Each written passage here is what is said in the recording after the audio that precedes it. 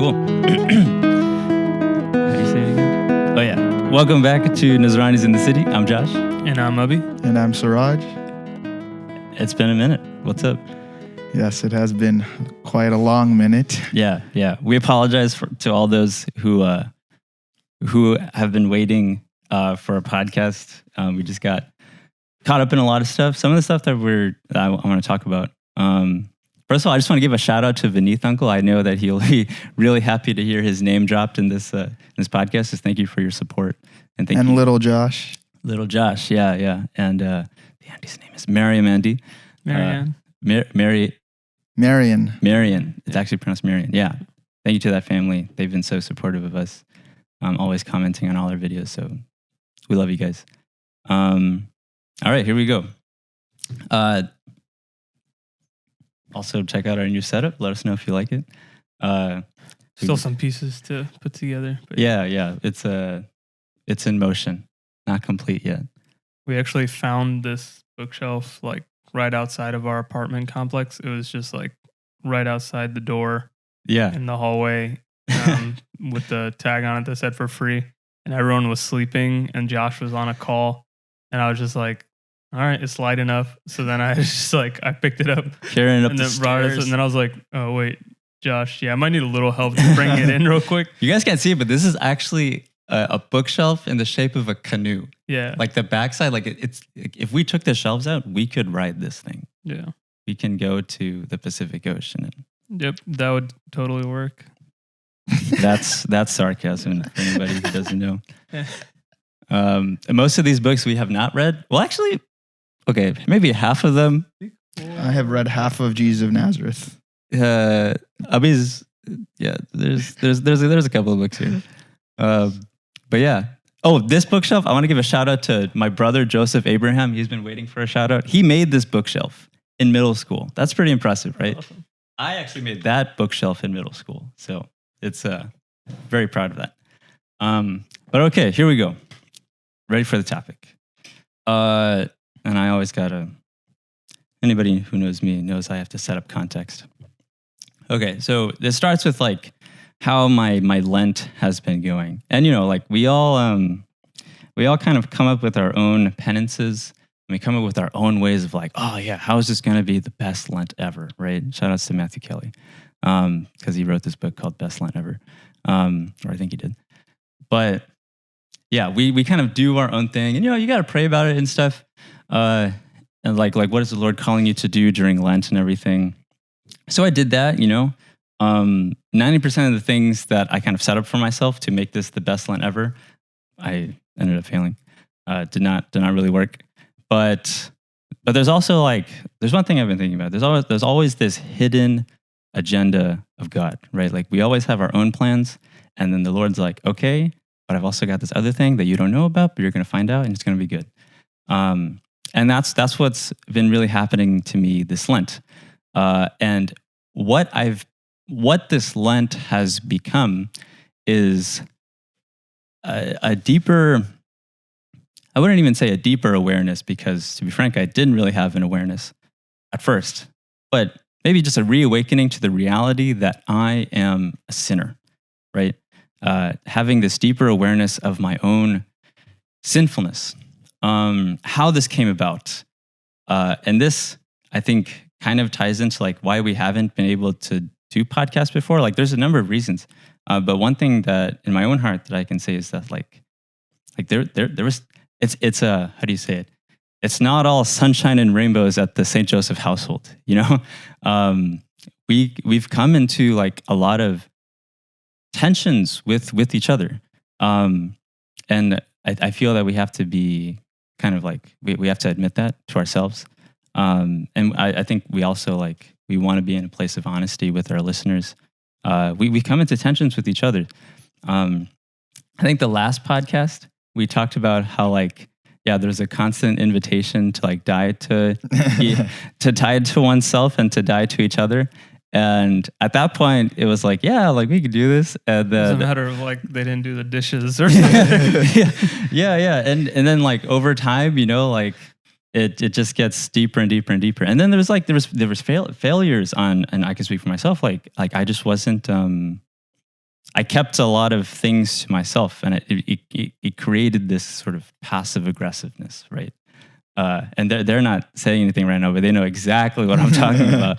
And we all kind of like deal with those tensions in different ways. And like my own sinfulness has become so clear to me that like, yeah. So yeah, there's just all these tensions going on, right? And it's not like it manifested in like physical fighting or anything like that. It was nothing external, but the thoughts that would come into my head. And we've talked about this, the thoughts that would come into our heads. It was those thoughts that kill. It was those thoughts, the way we feel.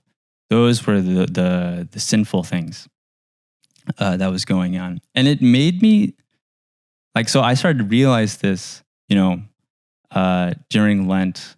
I feel like a lot started to happen like after the beginning of Lent, which is why I think this is all very timely. But it made me start to reevaluate who I am and like how I see myself. Because up until this point, I had a sort of awareness of sin, but only to like an external level, right?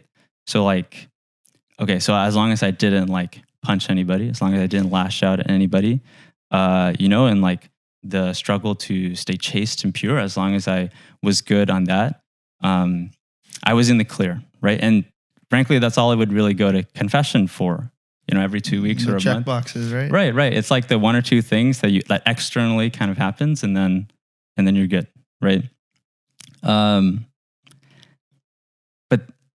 But then like these couple of weeks keep going, and there's like so much tension like building up in my own heart, so much unresolved anger towards the other guys.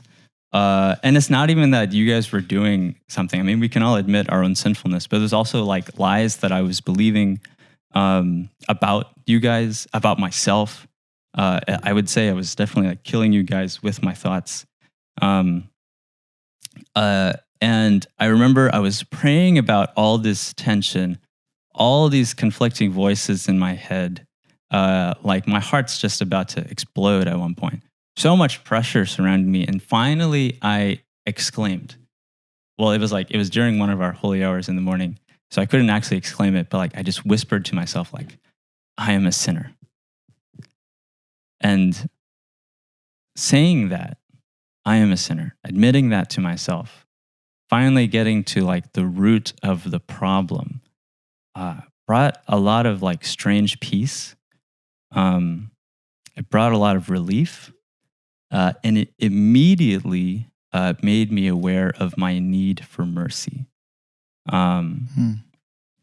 Yeah, and just like admitting to myself and the Lord, like I am a sinner. So many good things happen when we get to that place. And I think oftentimes, because that's the true posture of being a Christian. That's where humility is born out of. That's where all virtue is born out of. That's where like relationship is born out of too, like with the Lord, like being in that posture of like recognizing that I'm a sinner, that there is like something wrong in my heart. There's a constant tendency towards evil, and feeling the need for mercy. That's like the true posture of being a sinner. But I'll stop there. Like, what are we thinking here? I'm sorry, got a little distracted. We need to make sure that it was still recording. But sure. I was paying attention. And yeah, I mean, first thing I'd say is like the things you were talking about in terms of like the thoughts that come up and like tensions that come out of different circumstances. I mean, one thing that kind of stood out to me through this whole time was just finally this recognition of like what the saints went to confession like every day for. Oh my gosh, yeah. Like, That's right. like it was seriously something that like I did not understand. And I feel like you can't understand until you like experience it, like until you're like really confronted with your own sinfulness. Cause like I conceptually understood this thing of like, okay, yeah, the saints are going to confession every day because they're like, yeah, the little things they're just like, yeah, oh, I stepped on an ant. So let me go confess that. And it's like, so that's kind of how I thought. Like, I was like, they're just being, it's not like scrupulous, but like they're just being very picky on like little things that and they want to make sure they're 100% clear. Right. But then I realized, I was like, dude, I haven't done anything. Like, I didn't like yell at Josh or Suraj or anything, but I was like, I wanted to punch the crap out of them. I just wanted to leave, like I was sick and tired of things. And it was like, I remember like, and this is like, has nothing to do with like, oh, I'm so holy, but it really quite the opposite.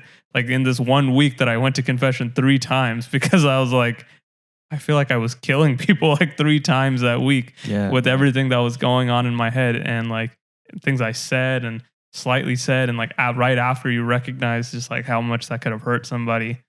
And again, like just this realization of like, I mean, it was a good thing in the sense that like I was able to kind of bring down the saints a little bit in a good way, that it was like, relatable. Oh, now I get it.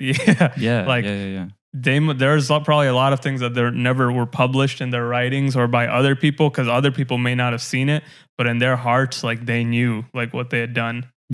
And so like that was really powerful to me, because it's like oftentimes, I mean, I think all of us can relate to this. Sometimes maybe even when we're running this podcast, they see like, especially like when we had like primary episodes talking about things like the church, so like, oh, look at Josh and Abhi like talking about like this stuff and stuff like, not at all. And like you start to recognize like, dude, if only they knew. And it's like we're not being pious by saying we're sinners. I just want to scream it from the rooftops. This is a fact. Like this is a fact that we're the total sinners. Brokenness of our souls. Yeah. And even on the thing on the saints, right? Like what was different about the saints than our average Joe, right? That would cause them to be like so like interiorly aware of their sinfulness, whereas the average Joe's like, yeah, I'm fine as long as I'm between Hitler and Mother Teresa, right? Like we're good. The difference is that the saints took seriously the pursuit of holiness, right? Like be perfect as your heavenly Father is perfect. That call is to all of us. And they took that seriously. And I really do think and I think we can all speak for ourselves.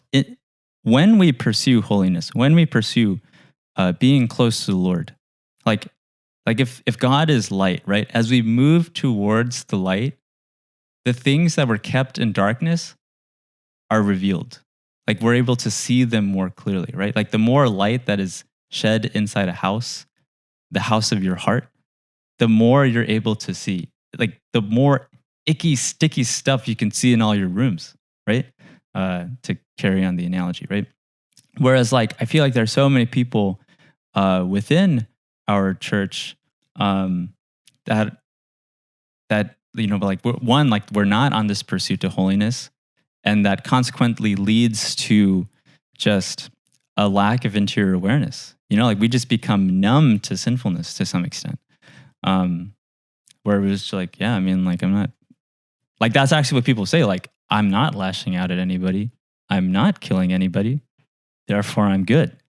But again, like the spectrum is like the spectrum is not between Hitler and Mother Teresa. The spectrum is either you're moving towards God or you're not. And the more you move towards God, the more aware you will become of your own sinfulness. Mm-hmm. Hence, like needing to go to confession like 3 times. Like in one sense, that's bad, but in another sense, like that's good. Like there's something good going on here, right? That's what are you thinking? Yeah, I think like moving here and being with all of you guys has helped me in my own, like my day-to-day struggles that I wouldn't be able to deal with if I was at home, right? Whether it be, like things with purity or things with just how I am with my parents or my mannerisms or whatever it may be. I think there was a certain level of like, I guess, monotony that I had in my day-to-day life when I was just with my parents by myself that I was able to get rid of here. But I think that, when that layer is taken off, there's a much deeper layer under all of that, more, there's so much more brokenness under that, right? It's not like, if I fix, like I always thought, if I was able to just get rid of, these two things right here that I struggle with, then you'd be good. I'll be good. Right. Be perfect as our Heavenly Father is perfect. Yeah. Checkmate right there, Right. But I think realizing, no, that isn't it, right? And I think like a perfect example is like one thing that Abhi had shared, right? So, like certain things with, finances and things like that, Abhi's a lot better than most of us with handling that. And so, he definitely like sheds light on a lot of those things. And one thing that he had shared was after, he was sharing with us like the time he went to confession 3 times a week and whatnot, he was saying like he was reflecting on like, why was I, correcting you in this? Was it because out of love for you, or was it out of like my desire to make you feel less or whatever it may be? And like him sharing that, like, I think that was the point where I was like, dang, if I were to look at myself at these lenses, man, there's so many things that I need to correct, so many things I need to repent, I need mercy for. And so, I think it's just like realizing just there's so much, like the sin isn't just those three, 4 things that you always confess. Like there is much more under that. Yeah. And like, I just wanted to even like kind of delve on that note, like not to get too much into like, like the theological things behind like what is sin and like what are the, different criteria. But like, even if you just look at it just from this example, right, of like, for example, like what Suraj was referring to is like, I have this habit of like overcorrecting.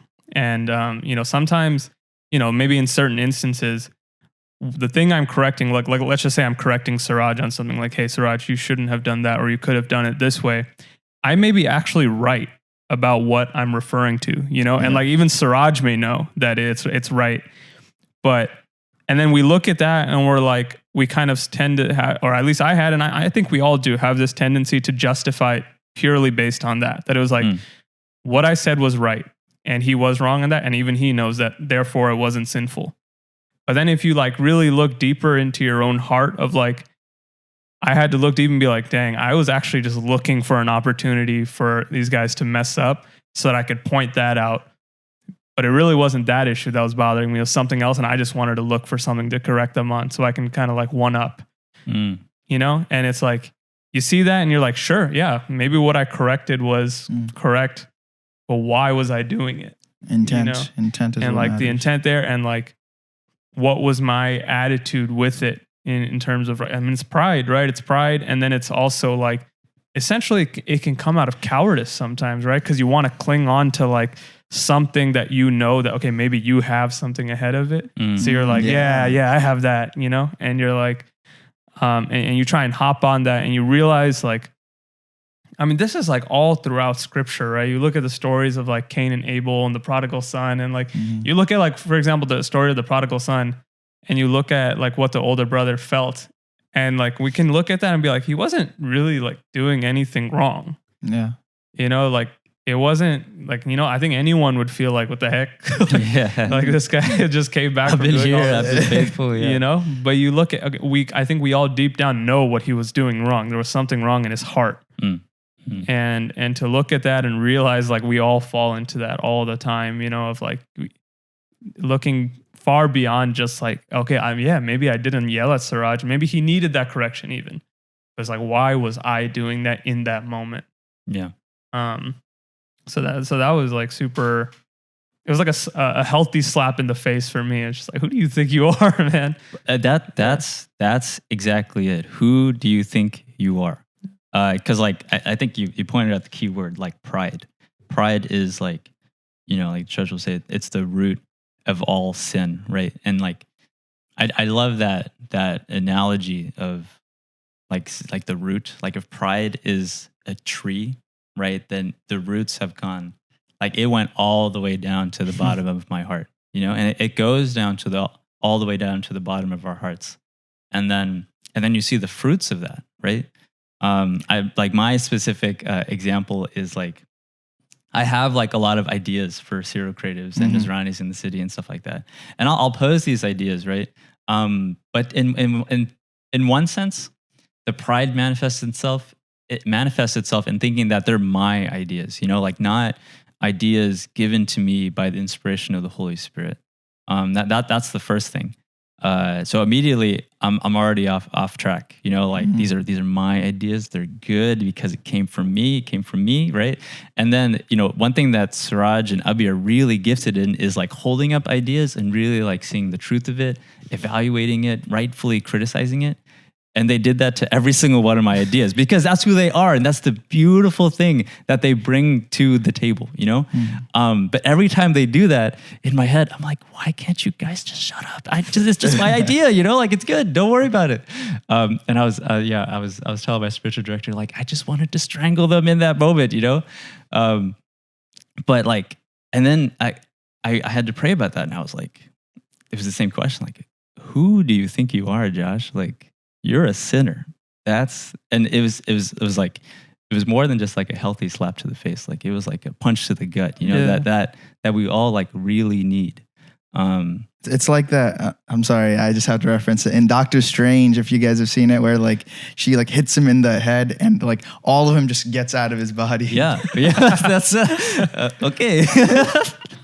For sure, that works. Some vivid imagery. Yeah. But I think one thing, just for our viewers as well, like before we move on, like to all those that are watching, if you're an older brother or sister, like what is it? What are the intentions behind what you say or do to your younger siblings? To the parents, what is the intent? Is it out of love or is it out of that one annoyance? Like you just want to shut down your kid. I think you got to constantly reflect on that. Because then a lot more things will come during confession. Yeah. I mean, like... And the necessity of confession and the frequency, it makes sense then. Yeah. Because sometimes, like, I feel like, especially in our community, like, people don't go to confession more than once a year. A lot of people. But if you were to actually reflect on your day-to-day lives and look at the intention behind the things you do, man, you're going to be going multiple times a week. Right. I mean, like, how do you say it? Like that only makes sense in the context of trying to pursue holiness, exactly. Right? Like there's no other reason to look at your own brokenness unless you're trying to be healed of it. And that's something I remember we were talking about with Rachel. Like there was one line that I said, like confronting your brokenness in itself, like, and that being the only reality, that's a dark place. That's depressing, And I think that's like a lot of people like who don't believe that there is a God who loves them. Like that's why I think they avoid their, like they a lot of people in general just avoid recognizing the interior self. Their self. They don't want to look inside. So many of us are afraid of looking inside.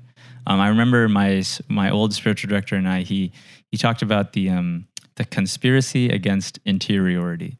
How the world, the culture is just trying to fill us with so much noise, right? Like that's why if you walk on a college campus, you see it. I mean, this is kind of like a very deep analysis of it, but everybody on a college campus is walking around with headphones on because they don't want to hear themselves, right?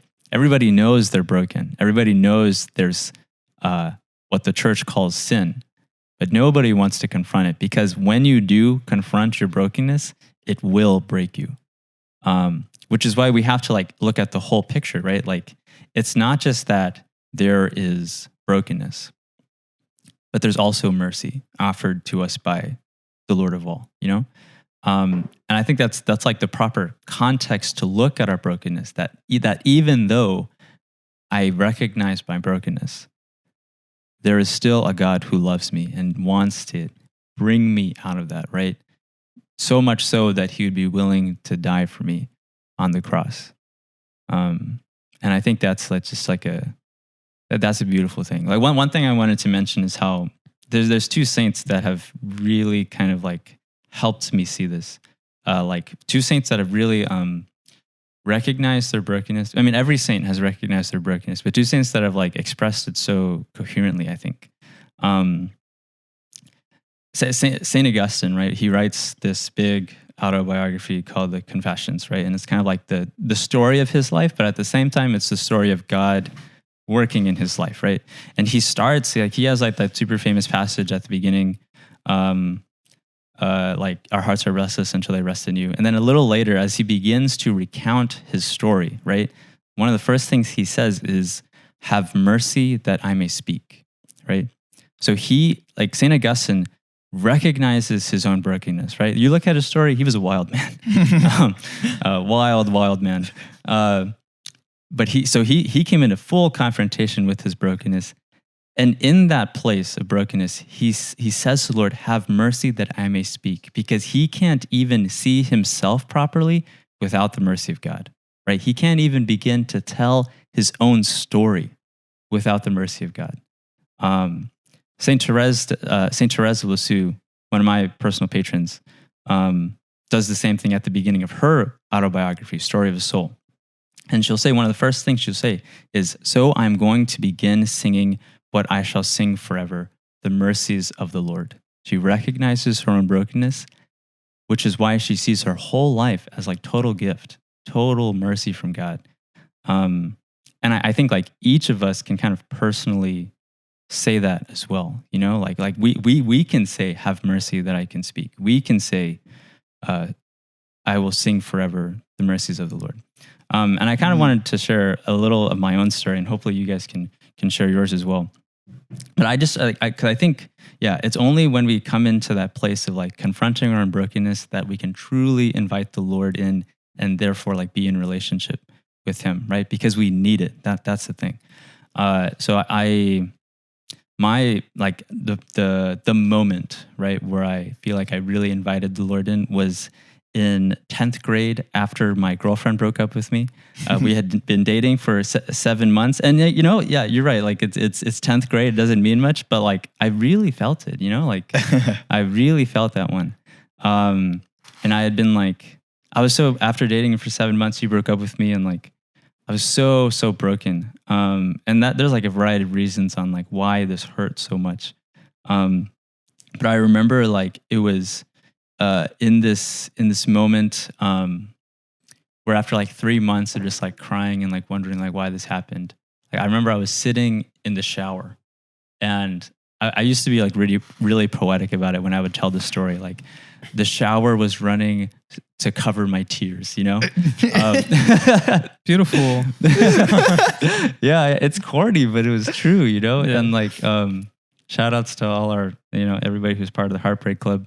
But it was in that moment, like total brokenness, water running all over my face. Like that was like the first time that I authentically like cried out to God, where I was like, Lord, if you are really there, like I need you. And I remember like the fact that I could remember that moment suggests that there was like this substantial change in me, you know, like, and this goes back to A Severe Mercy, right? Like A Severe Mercy is a book written by a friend of C.S. Lewis. Point being, the idea of a severe mercy is that like mercy sometimes like requires the breaking of our hearts, right? Like the Lord needs to break us, to wound us, so that we can finally accept the mercy that he wants to give. And that's what happened to me in 10th grade.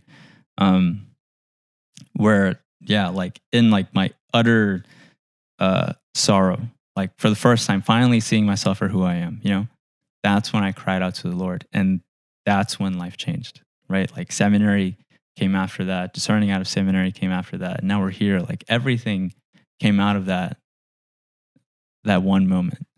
And the thing is, it's still happening now. It's still happening, right? Like it's not like it wasn't a one and done situation. Yes. The severe mercy constantly happens every single time we fall away from the Lord out of our pride. He needs to like if pride is the root, then he needs to get the shovel and just like keep going every single root. Yeah. He needs to dig it all out of us. But yeah, that's my story. I'm very curious to hear if you guys have a concrete moment.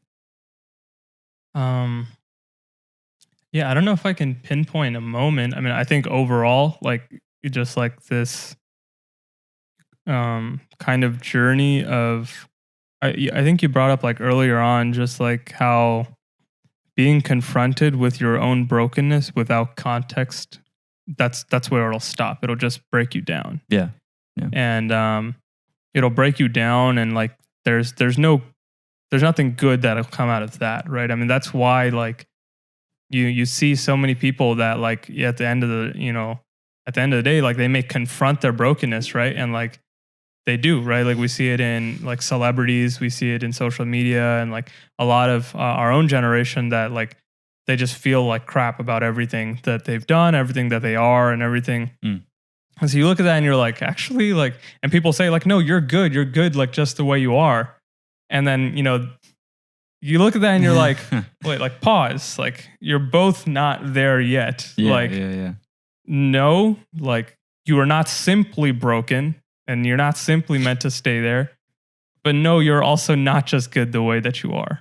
Right. And I think the way that, and it wasn't an intellectual thing, but it was really like a confrontational thing in my own life of, and I think a huge part of it was just like, I recently got engaged and seeing God in light of the love between my fiance and I started to see like what it really means in that light, because namely when it comes to sin, right?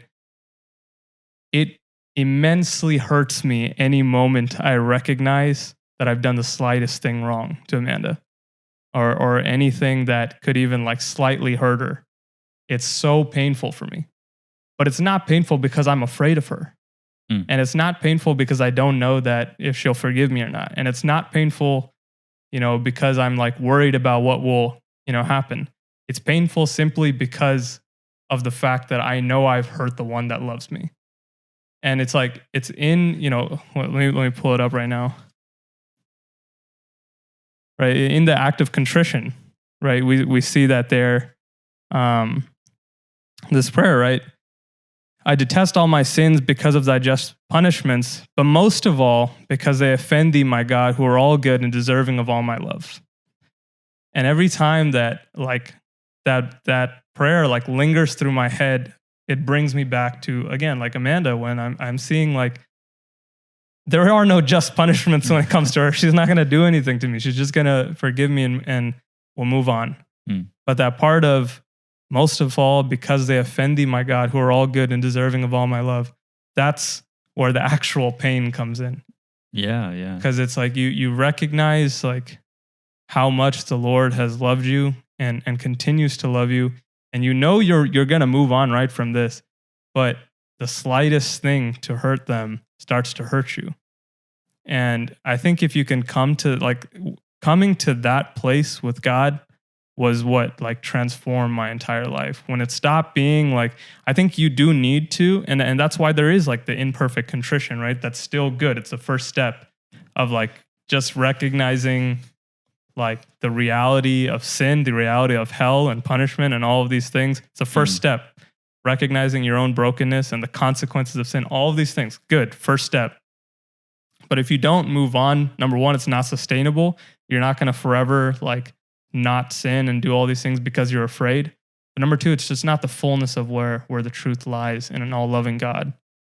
And to move on from that step of like early on in my like conversion process, to move on from the fact that like, dude, I messed up, I need to like fix this, into, oh my goodness, like I don't want to do anything that will just hurt my lover, because anything I do is hurting him because it hurts me.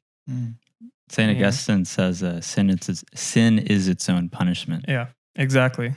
Once you get to that point, I think that's when the reality of like these little things start to take place, where you're like, it's not just a matter of like, well, I yelled at my brother, but scripture doesn't really talk about any deep. I'm not gonna, have a millstone tied around my neck and thrown into the ocean for that one. But you start to see it as, man, like God must be like crying, seeing this division between us, you know, and going forward from there, I think was my personal like journey of seeing like God as the lover that I just don't want to hurt.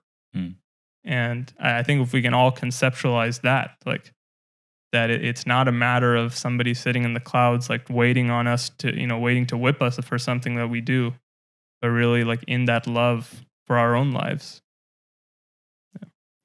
Yeah. And I think, honestly, I think I don't think I can relate to any of this because I don't think I face my own brokenness. I think it's only happening like this way of thinking of it. It's only happening now. Like after coming here, living with you guys, and like, like listening to your guys' experiences and, you, Josh, sharing your tensions with us in our like, weekly sit downs or whatnot.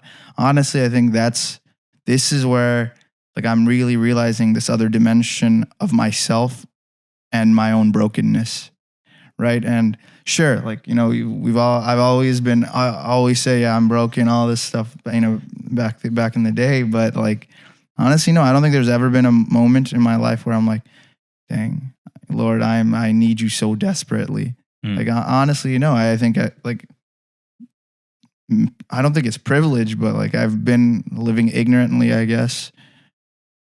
I don't know if that's the right way to put it, but just not really realizing how desperately I do need him. Mm-hmm. Yeah, because there's just this subconsciously, like, you just make yourself feel good. Like, I ain't doing that much bad. I'm going to church, doing my thing. And so I guess it's only now really realizing, like, it doesn't make sense if that was the case that, like, we have the Holy Qurban, our Mass or confession. It doesn't make sense. Right? So, yeah, and I think I'm grateful to come to this beautiful realization of my own brokenness. Yeah. I mean, mind you, like, we are always reawakened to that reality, right? Yeah. Like, I had that moment in 10th grade, and you're right, like, it doesn't need to be a concrete moment. Like, it can be a gradual, I mean, there's always going to be like moments, Yeah. It's not a one and done deal. But yeah, like coming back to that reality, coming back to that posture of like, yeah, like I am a sinner. And I think that's a good point to bring up, that like sin is part of the why. Like there's a okay, so there's a clergy member that we know that once addressed to his Syro-Malabar congregation when he was giving the homily. He addressed the Syro-Malabar congregation as fellow sinners, and then he gave. I really don't remember what the homily was about, but that's how he addressed them, fellow sinners. Turns out after that Qurbana ended, a ton of people were just mad at him. They were actually offended at what he said, that he called them sinners. Now, it's nothing to laugh at, there's nothing to laugh or scoff at, like, don't you guys know you're sinners? Like that, like we said, that's a harsh reality to come to. So I get that, like, why you would be offended, right? And I think to their justification, like, maybe there could have been things he could have phrased it differently, whatever it may be. Sure. But like that whole experience kind of spoke to me on how, like, maybe, like, and we're speaking specifically about like the Syro-Malabar Church. Maybe we don't know like why we're going to church, right?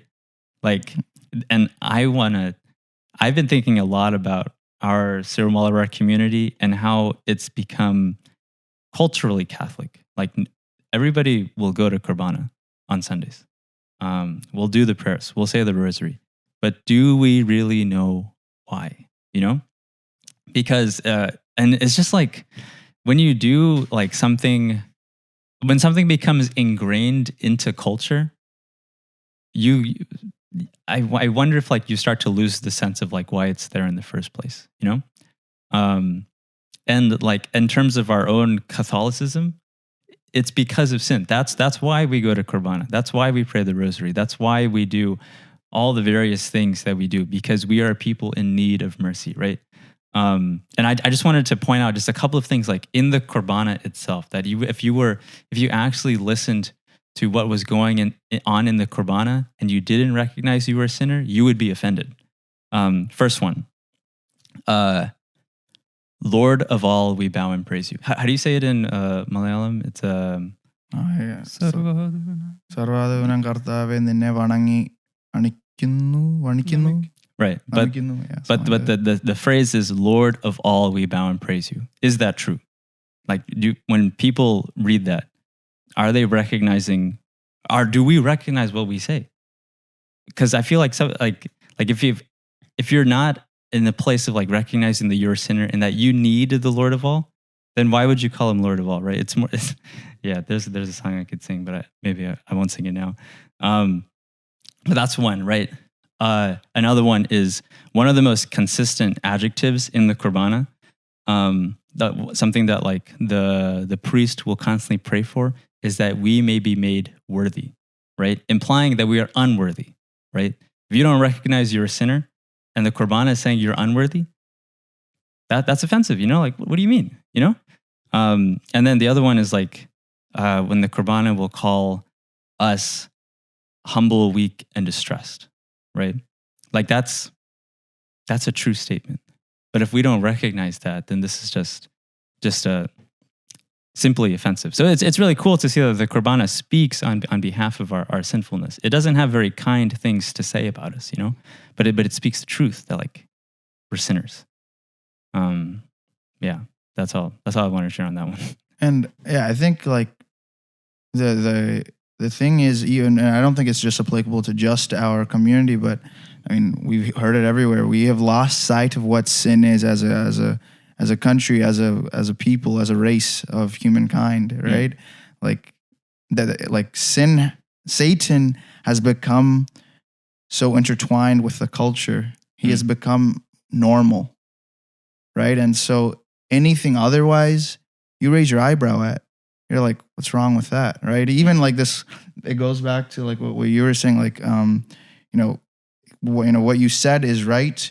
So, Suraj knows he's right. I know what I said is right. There's nothing wrong there, right? We have kind of like closed up this deeper side of ourselves. And I think that goes to our community as well, but also the rest of the world. Yeah. I mean, I think that there's actually a heresy I want to bring up here because we can all kind of notice it. There's a heresy that came up in, I think, like 4th, 5th, or 6th century that Augustine fought through his writings. It's called Pelagianism, started by this British monk named Pelagius. And the heresy claims that there is no such thing as original sin, right? That Jesus came to the world simply to set himself as a model for humanity. So all you have to do is imitate him, right? The idea is like no such thing as original sin. Therefore, you don't need grace for right living. You just have to. It's really by your own efforts you can be good, right? The really interesting thing, there's a council that happened right after all of this to correct the heresy, and they gave a list of like statements that the church believes in. One of them is, and this sound like when I read this sounded like so striking because, like you'll see what I mean. The Council of Carthage said, and named as one of its like canons, without God's grace, it is not merely more difficult, but absolutely impossible to perform good works. That's a striking statement because we definitely don't believe that. We're all a little bit Pelagian in our hearts, right? Yes. And really the heart of Pelagianism is pride, that you think like, oh yeah, by my own efforts, I can be, like very, very concretely, I just have a list of things. By my own efforts, I can be a good brother, right? That's what I thought coming into this house. Like, I know how to be a good brother. I've lived in seminary for 4 years. I can do it by my own efforts. I didn't even think to invite Christ into like allowing me, helping me to be a good brother. That's one. By my own efforts, I can be a good father. By my own efforts, I can be a good son, a good friend, a good boyfriend, fiance, etc., etc., etc. It's simply a lie. Without Christ, we can do none of these things, right? But we always got to go back to like, the reason I can't do these things is because I'm a sinner. And I need God's grace to allow me to be the good father that I need to be the good brother that I need to be in this house, to be the good fiance, etc., etc., etc. Yeah. Yeah. I was just thinking, like, I think it's fundamentally come down to the fact, I think we've forgotten that the whole point of Christianity is that the default state we're in is sin. Yeah. And we're not like avoiding going down. We are like we're already down. Like that's the whole point of it. And through baptism and through the graces throughout our lives, we're working our way up. And by working, I don't mean, we're trying to like fix these different moral codes. Right. No, we're accepting what the Lord has offered us through the sacraments, through, moral code as well. And we're accepting what's been given to us. We're not trying to go get anything. Right. And I think to understand that, like even what you were talking about with the Korban, like yeah, we can look at certain lines and see, yeah, okay, this is explicitly where it's like, would seem offensive. It's like, but that's the whole point of the Qurbana itself. Like, the whole point is that we are offering a sacrifice in like repentance. That's the whole point. And like, I think to go to Qurbana, to do any prayer, to do anything without understanding like what it's for, it's like, why are you doing that? It would be like if you were in debt or let's just say you weren't in debt, right? You had zero debt, but you went and gave the bank like $50. Why the heck are you giving the bank $50 if you're not in debt? Right? And it's not depositing anywhere. Like, why? You're not in debt. But the whole point that we're paying off debt is because you're in debt in the first place. And I think to understand from that light, you'll see how nonsensical it is to believe that you're not in debt. Yeah.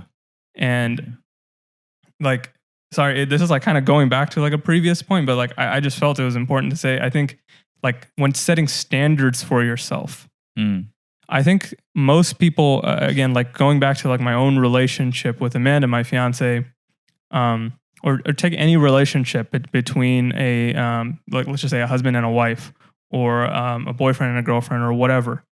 And you look at the standards that are set for that. I think even in the secular world, for the most part, people of goodwill, you look at what are the standards set for that. Imagine if somebody was like, how's your relationship going? Or how's your boyfriend treating you? Well, he didn't cheat on me yesterday. Yeah. Yeah. You'd be like, yeah, that's right. Like, what? You know? And like sometimes even that we're like, it's fine. It's like, yeah, we fail in like purity, or we've done something seriously wrong to somebody. We're like, that might fly if we look at it this way. Imagine if somebody was like, well, I cheated on them for this. Right. Like, or you look at something and you're like, that is like literally the bare minimum. And you look at the expectations that are put on to show your care and affection and love for your spouse or your significant other. And it's like, how much more do you think is due unto God? Not to make God feel a certain way because it's the right thing, because it's just. Right? So even, again, like looking to my relationship with Amanda, yeah, like of course, you know, her being human, there are certain desires that she may have, but that's not the core of why I have to treat her a certain way. It's because she's owed that as a human person, and especially as the one I'm going to marry. And I think if you set that standard, you can see how ridiculous it is that you may look at certain sins or certain attitudes that you take, and you're like, well, I mean, that's probably fine. Because you're like, if you did that with any other human person, people would look at you like you're crazy. Like, you didn't cheat. Yeah, okay, cool, dude. Right. Like that's not what I asked you. I asked you, how are you being a good boyfriend? Not like, how do you ruin the relationship? Right. How are you not ruining? Yeah, exactly. Yeah. Back to the two spectrums. Like the spectrum of the world is as long as I'm between Hitler and Mother Teresa. Yeah. Right. Whereas the spectrum of Christianity is I'm either moving towards the Lord and growing in holiness, or I'm not. And like that's when I brought this up the first time, that's what you said. Like Mother Teresa, that was Mother Teresa's standard. Like she was trying to become more like Jesus, right? Trying to grow into Him. Be perfect as your heavenly Father is perfect. That's the standard we have to have for ourselves. And that's the standard that is offered to us, right? Freely out of grace. Like this is possible. Sainthood is possible, right? We just have to like cooperate with that grace. Yeah, and I think it's important. Our communities. I don't know. I'm not one to say it is or not, but is this the disposition we have going to our churches, attending Holy Qurbana? I think our communities, we need to realize why we're doing the things we are and putting Christ at the center. Otherwise, it's gonna die. Yeah, and you're gonna die. Yeah. That was deep. Yeah. That was deep. Yeah, I mean, it's true. Yeah, and this is also really timely because by the time like this podcast drops, Lent, Holy Week will be right around the corner, and definitely Holy Week does not make any sense if we do not recognize that there is a debt to be owed by our sinfulness.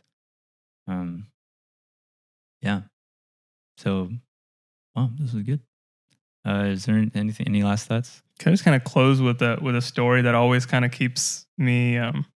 Yeah. So I mean, and basically, the theme of this is just like recognizing, or I think this may be particular to our community, like being confronted with somebody or a preacher, or even, there's a group of people talking about you as a sinner. So there's this story, I'm sure maybe you guys have heard it too, about like St. John Vianney. And there's a story that, like his parishioners like were upset about something he was doing or something, and like him in general. So they started this petition going around, and they started just naming a bunch of things that they hated about him and things he was doing wrong. And then, they sent around this petition to everyone about like how much of a sinner he is, how terrible he is and everything. And, it's gathering signatures, and then it comes across his desk. He signs it and passes it to the next person. And it's just like, that always sticks with my head because of like, what was that? It's the fact that he recognized, instead of looking at that and be like, how dare they? How dare they call me a sinner? And I'm a priest of Jesus Christ. Exactly. I'm to be the patron of priests. How dare they? He signs it, recognizing his own sinfulness. Why? Because he gets the point. Like he doesn't feel bad about it. It's not like he saw that and he was like, yeah, they're right, and gets all sad about it. He's like, they're right, but I have Jesus. And he passed it on. And I think if we can all take that attitude of like, yep, you're right, but I have Jesus. Pass on the paper, and I hope we can all do that. That's it. Yeah. I think that's the message. I feel like, we want to leave or end with that you have Jesus. Doesn't matter what sin you got. Doesn't matter. None of those things matter as long as you recognize it and you bring it to the Lord and you give it to him, because nothing will prevail against Jesus. Yeah. One of my favorite prayers that has kind of helped me realize this is the Jesus prayer. Lord Jesus, Son of God, have mercy on me, a sinner. Yes. And just constantly saying that, emphasis on sinner, and then also emphasis on Jesus. Yeah, that's where we're at. That's where we're at. Because the Lord wants to heal us. That's the only reason that like sin becomes apparent to us, right? Like the Lord does these things to help us confront our brokenness so that he can heal it. So that's all we got. Praise be to Jesus Christ. Now, always, and forever.